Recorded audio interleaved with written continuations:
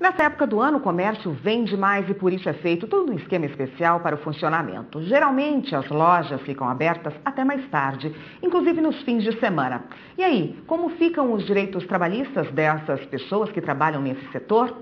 Para esclarecer nossas dúvidas sobre esse assunto, está aqui no estúdio o advogado Luiz Gustavo Mulha, que vai conversar com a gente a respeito desse assunto. Boa tarde, doutor. Boa tarde. Bom, vamos começar com essa questão aí, né, dessas horas extras e desse trabalho que é feito a mais durante esse período de Natal e Ano Novo, quando as vendas se intensificam. É preciso fazer um acordo, o lojista fazer um acordo com o sindicato da categoria, ou ele pode acertar esse esquema diferenciado diretamente com os empregados dele? No direito de trabalho, sempre é importante a gente frisar que a gente tem a CLT, o acordo coletivo, a convenção coletiva e o acordo coletivo. No caso específico, a gente aconselha que a empresa, que a loja, faça efetivamente um acordo coletivo com o sindicato para que consiga efetivamente dar essa amplitude de horário e de dias de trabalho. Exemplo disso, domingo. Domingo, alguns estados, eles já colocaram como um dia não útil, mas que possa abrir o estabelecimento. Só que algumas regras, por exemplo, ele pode abrir todos os domingos? Sim ou não?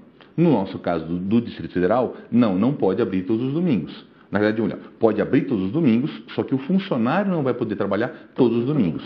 Vai poder trabalhar o quê? Um domingo sim, um domingo não. Um domingo sim, um domingo não. Domingo trabalhado, uma folga durante a semana compensatória, além das horas extras pagas no importe de 150%.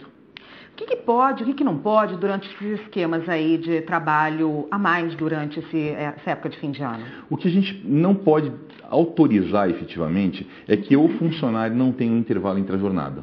Porque aquele momento do almoço é o momento de ir ao banheiro, é o momento do descanso dele. Isso a gente não pode deixar, isso não pode permitir. No horário normal de trabalho, quando você vai iniciar efetivamente uma hora extra, a gente tem que dar um descanso, pelo menos de 15 a 30 minutos para a pessoa realmente iniciar o trabalho. A legislação coloca que esse caso específico desse descanso é para a mulher, né, do sexo feminino. Mas a gente sempre orienta que é importante o trabalhador homem também ter um pouco de descanso, ir ao banheiro e conseguir até se alimentar, no caso. Caso do 13º, né? Quem já fez algum esquema especial aí fora, antes desse período agora de fim de ano, né? Um pouco antes, novembro. Essas horas extras são incorporadas no 13º? Servem para cálculo? Pode ser sim. O que a gente tem que entender é o seguinte, se as horas extras elas foram feitas de maneira habitual, se elas foram feitas de maneira habitual, vão ser inseridas sim no salário. A regra geral do 13º é o pagamento da primeira parcela até o dia 20 de novembro, com o referencial de outubro. E a segunda parcela no mês de dezembro, com o referencial do salário de dezembro. Agora, dependendo de convenção coletiva para convenção coletiva, e aí a gente diz de profissão para profissão também, a gente tem que entender que eu posso ter uma média salarial. Então, se a pessoa é horista, é comissionada, a convenção coletiva pode permitir pegar, por exemplo, os 6 maiores salários do ano para fazer o cálculo do 13º salário. Lembrando também que a primeira parcela, ela vem sem nenhum tipo de desconto. Ela é o salário bruto da pessoa, divide e ela recebe. Quando a gente fala divide, eu estou partindo do princípio que a pessoa está trabalhando desde janeiro. Né? E a segunda parcela, aí vem o desconto de imposto de renda e INSS. E como essas horas extras feitas nesses esquemas especiais podem ser pagas? Elas têm que ser pagas em dinheiro, podem ser compensadas, entrar para banco de horas, isso depende também da convenção coletiva, depende do acordo com o sindicato, depende do acordo feito diretamente com o trabalhador. Exatamente, depende. De tudo. Por que a gente coloca que depende? Porque eu tenho que verificar, a empresa, ela trabalha efetivamente com banco de horas? Ela trabalha efetivamente com ponto, com folha de jornada? Eu tenho que verificar que tipo de trabalho.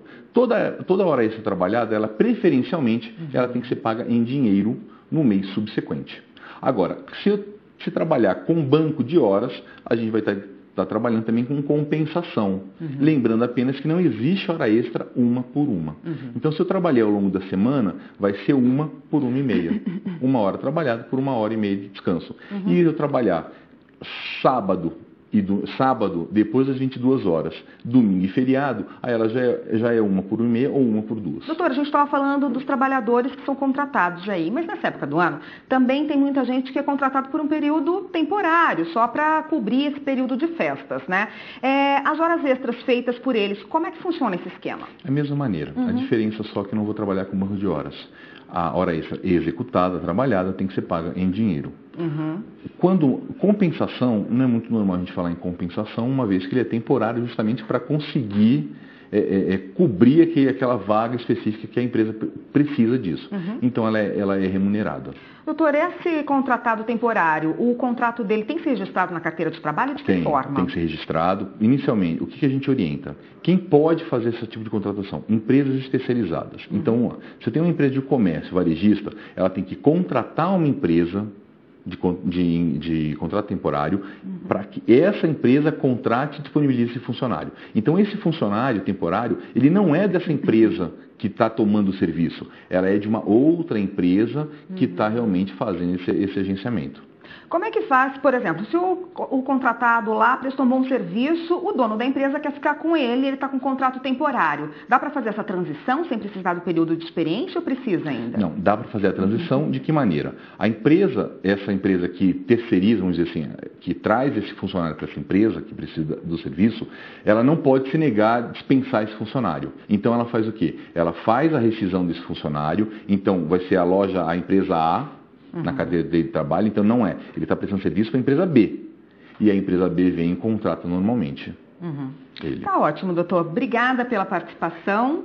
Conversou aqui com a gente a respeito das contratações nesse período de festas, como devem ser feitas e como devem ser pagas as horas extras. Doutor Luiz Gustavo Mulha, obrigada pela participação. Obrigado. Até uma próxima.